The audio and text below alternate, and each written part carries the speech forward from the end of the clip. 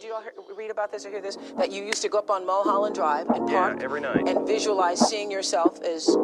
Yeah, I would visualize, This is when you were broke and poor. You know, right, having directors interested in me and people that I respected saying, you know, I like your work or whatever that is. And I would visualize things coming to me that I wanted or whatever. Drive home and think, well, I do have these things. They're out there. I just don't have a hold of them yet, but they're out there. I wrote myself a check for $10 million for acting services rendered, and I gave myself 5 years, or 3 years maybe. And I dated it Thanksgiving 1995. Just before Thanksgiving 1995, I found out that I was going to make $10 million.